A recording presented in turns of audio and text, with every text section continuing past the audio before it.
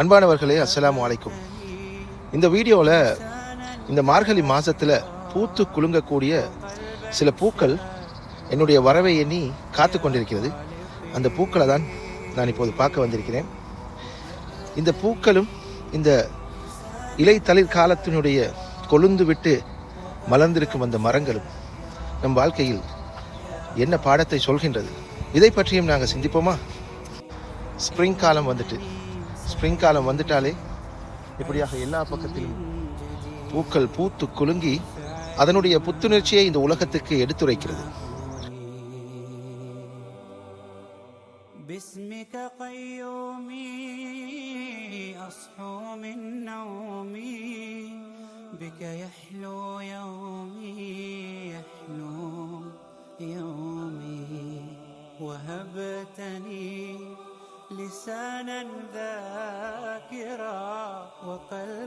பூக்கள் மட்டுமல்ல, மனிதர்களுடைய வாழ்க்கையிலும் கூட இந்த மார்கழி மாதம் வந்துட்டாலே ஒரு புத்துணர்ச்சி வருகுது. அதனுடைய வைப்ரேஷன் எங்களுடைய வாழ்க்கையில் உணரக்கூடியதாகிக்குது. மார்ச் மாதம் வந்துட்டா வின்டரில் இலைகள் எல்லாவற்றையும் பறிகொடுத்திருந்த மரங்கள் ஒரு புதிய எதிர்பார்ப்போடு, ஒரு ஹோப்போடு கொழுந்து விட்டு அதனுடைய அழகு பொலிவை காண்பிக்குது. பூத்து குலுங்கி காய்களையும் கனிகளையும் தர ஆயத்தமாகிறது. சூரியன் அதிகமாக வெளிச்சத்தை தந்து எங்களுடைய வேலைகளில், தொழில்களில் பரக்கத்துகளை அதிகமாக்குகிறது.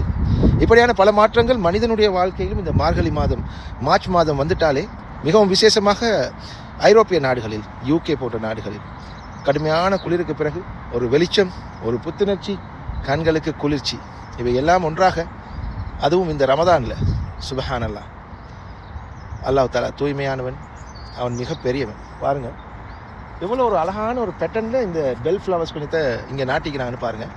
வெள்ளை நிறத்திலும் கொஞ்சம் வயலட், டார்க் வயலட் நிறங்களிலும் அழகான ஒரு பேட்டர்ன் இங்கே காணக்கூடியதாகுது. ஒரு ட்ரோன் ஷாட் ஒன்று எடுத்திருந்தா இதை உங்களுக்கு இதனுடைய அழகான பேட்டர்னை உங்களுக்கு காண்பித்திருக்கலாம்.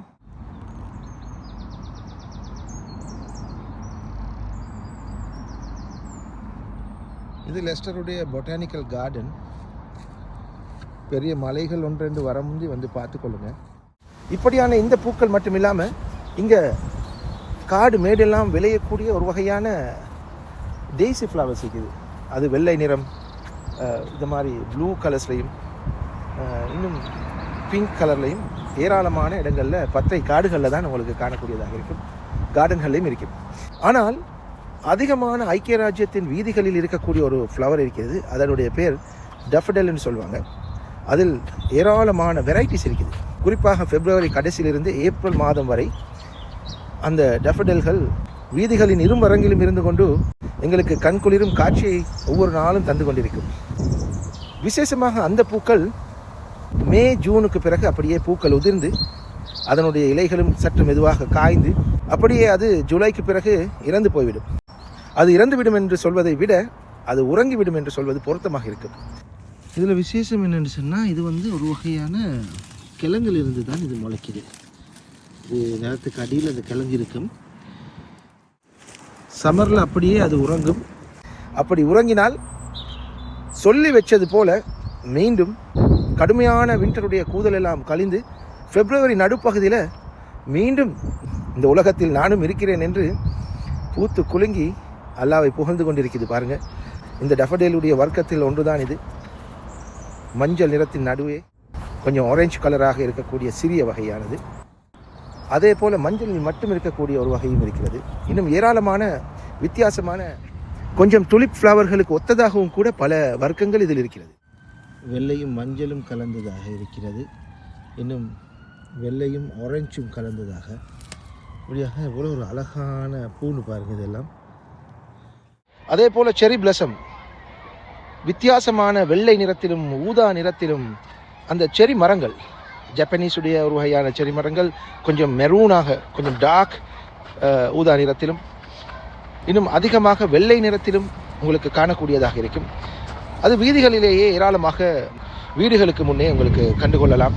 இப்படியான இந்த மரங்கள், இந்த பூக்கள் எல்லாம் நமக்கு சொல்லித் தருவது ஒரே ஒரு பாடம்தான். நம்பிக்கையை கைவிடாதே.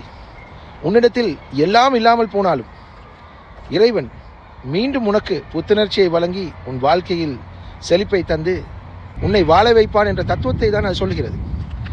வின்டரில் இலைகள் எல்லாம் பறிப்போய் மொட்டையாக இருந்த மரத்தில் பூக்களும் காய்களும் கண்களுக்கு குளிர்ச்சியாக காட்சி அளித்துக் கொண்டே அதை தான் சொல்கிறது. நம்பிக்கையை கைவிடாதே மனிதா, துன்பம் வந்தால் நிச்சயமாக உனக்கு இன்பம் இருக்கிறது. எனவே பொறுமையோடு நீ முயற்சியை மட்டும் செய்து போராடு என்பதை தான் இந்த பூக்கள் நமக்கு உணர்த்துகிறது. நல்லது நண்பர்களே, இன்னொரு மோட்டிவேஷனான பதிவில் உங்களை சந்திக்கும் வரை உங்கள் அனைவருக்கும் அன்பு சலாம் கூறி விடைபெறுகிறேன். இந்த வீடியோ பற்றி உங்களுடைய கருத்தை தெரிவியுங்கள். நீங்கள் இருக்கும் பகுதிகளில் எவ்வகையான பூக்கள் இந்த காலகட்டத்தில் பூக்கின்றன, வீதிகளில் எவ்வகையான பூக்கள் இருக்கின்றன, இது பற்றி முடிஞ்சால் உங்களுடைய பிரதேசத்தில் இருக்கக்கூடிய அழகான காட்சிகளை ஃபோட்டோ மூலமாக கமெண்டில் பதிவு செய்யுங்க. அப்படி இல்லைண்டா உங்களுடைய கருத்தை தெரிவிங்க.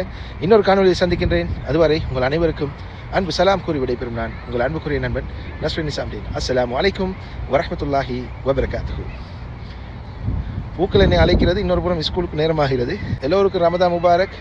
எஞ்சியிருக்கும் நாட்களை அதிகமான நன்மைகளை கொள்ளையடித்துக் கொண்டு அல்லாஹ்வுடைய அருளை பெற்றுக்கொள்வோம். எனக்காகவும் துவா செய்யுங்க, நானும் உங்களுக்கு துவா செய்கிறேன். அஸ்ஸலாமு அலைக்கும் வரஹ்மத்துல்லாஹி வபரகாத்துஹு. شكرا لك ربي حمدا لك ربي أحييت روحي وأنرت قلبي. شكرا لك ربي حمدا لك ربي أحييت روحي وأنرت قلبي. وهبتني لسانا ذاكرا وقلبا شاكرا